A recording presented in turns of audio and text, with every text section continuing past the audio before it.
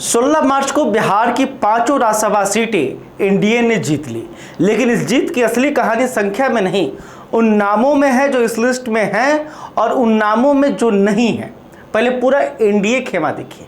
अभी बिहार से राज्यसभा में एनडीए के कुल 10 सदस्य हैं। बीजेपी की तरफ से मनन कुमार मिश्रा ब्राह्मण हैं, गोपालगंज के रहने वाले हैं, सुप्रीम कोर्ट के वरिष्ठ अधिवक्ता हैं। सतीश चंद्र दुबे भी ब्राह्मण हैं, बिहार बीजेपी के प्रमुख ब्राह्मण चेहरों में से एक हैं। नितिन नवीन बीजेपी के राष्ट्रीय अध्यक्ष कायस्थ परिवार से आते हैं। शिवेश राम दलित समाज से हैं। भीम सिंह और धर्मशिला गुप्ता, इनमें से भीम सिंह ओबीसी और धर्मशिला गुप्ता वैश्य समाज से आती हैं। जदयू की तरफ से संजय कुमार झा ब्राह्मण हैं, जदयू का ऊंची जाति का चेहरा माने जाते हैं। खीरू महतो ओबीसी कुर्मी हैं, नीतीश कुमार खुद कुर्मी हैं। रामनाथ ठाकुर जो हैं वो नाई समाज से आते हैं, कर्पूरी ठाकुर के बेटे हैं। आरएलएम की तरफ से उपेंद्र कुशवाहा कोयरी हैं, बिहार ओबीसी का दूसरा सबसे वर्ग कुशवाहा जाति है। अब खुद गिनिए, 10 में से 10 एनडीए सांसद और एक भी राजपूत नहीं, एक भी भूमिहार नहीं। ब्राह्मण है मनन मिश्रा और संजय झा, लेकिन ब्राह्मण, राजपूत और भूमिहार इस तीनों में से सिर्फ ब्राह्मण को जगह मिली। राजपूत और भूमिहार यानी भूरा बाल का भूरा पूरी तरह से साफ है। और इसमें नया क्या है? नया यह है कि हरिवंश नारायण सिंह जो राजपूत थे, जदयू के राज्यसभा सदस्य थे, राज्यसभा के उपसभापति भी रहे, उन्हें इस बार टिकट नहीं दिया गया। उनकी जगह किसी राजपूत को भी नहीं भेजा गया।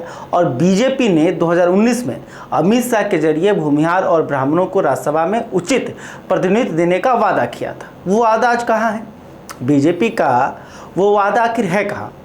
बीजेपी का फॉर्मूला अब साफ दिख रहा है। ओबीसी और दलित को मजबूत प्रतिनिधित्व दो, कुशवाहा कुर्मी दलित को मतलब आगे बढ़ाओ, ब्राह्मण को 1-2 सीट दो ताकि सवर्णों में नाराजगी न फूटे।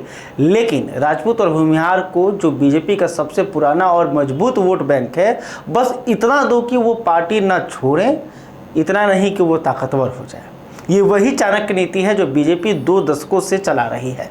लेकिन क्या इस बार ये उल्टी नहीं पड़ रही? क्योंकि राजपूत और भूमिहार की नाराजगी अब सिर्फ बैठकों में नहीं है, सोशल मीडिया पर खुलकर दिखने लगी है। बिहार के राजपूत सांसदों की एक लंबी फहरिस्त है जो 2024 के लोकसभा चुनाव में बीजेपी के टिकट पर जीते। लेकिन मोदी कैबिनेट में बिहार से जो मंत्री बने उनमें चिराग पासवान, जीतनराम मांझी, गिरिराज सिंह, इनमें से कोई राजपूत सांसद केंद्रीय मंत्री नहीं बन पाया। यह एक बड़ा संकेत है। राजपूत समाज बिहार में संख्या से भले कम हो, लेकिन परंपरागत रूप से बीजेपी का सबसे पक्का वोट बैंक रहा है। और अब वही समाज महसूस कर रहा है कि उन्हें वोट के वक्त याद किया जाता है, लेकिन नुमाइंदगी के वक्त भुला दिया जाता है। ऊपर से इस साल एक और चिंगारी लगी, यूजीसी इक्विटी रेगुलेशन 2026। इन नियमों के तहत विश्वविद्यालयों में जाति आधारित भेदभाव को रोकने के लिए एक नया ढांचा लाया गया। इसके विरोध में सवर्ण समाज राष्ट्रव्यापी स्तर पर एकजुट हो गया। करनी सेना से लेकर सोशल मीडिया इन्फ्लुएंसर तक सबने इसे सवर्ण अस्तित्व पर हमला बताया। सवर्ण सेना ने यूजीसी दफ्तर के बाहर धरना दिया और कहा कि यह कानून सवर्ण बच्चों के भविष्य के खिलाफ है। यह विरोध वही समाज कर रहा है जो बीजेपी का कोर वोटर रहा है।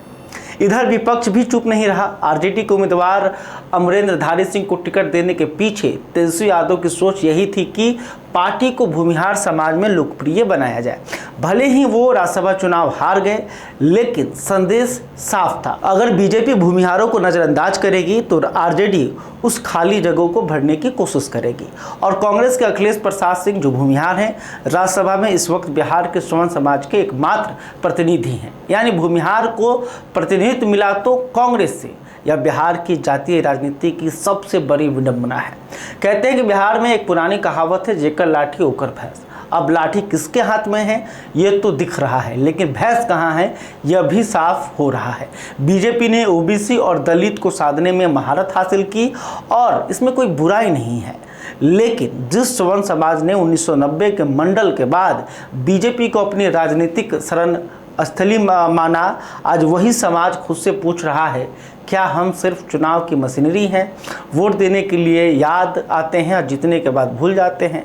राज्यसभा से कोई राजपूत भूमिहार नहीं, केंद्र में कोई राजपूत मंत्री नहीं, यूजीसी पर सरकार चुप, सवर्ण युवा सड़क पर, और बीजेपी वो चुनाव जीत रही है, लेकिन शायद यह एक खामोश असंतोष भी बोल रही है। यह असंतोष अभी बीज है, 2030 में पेड़ पड़ सकता है। इस बात का ख्याल बीजेपी को करना पड़ेगा।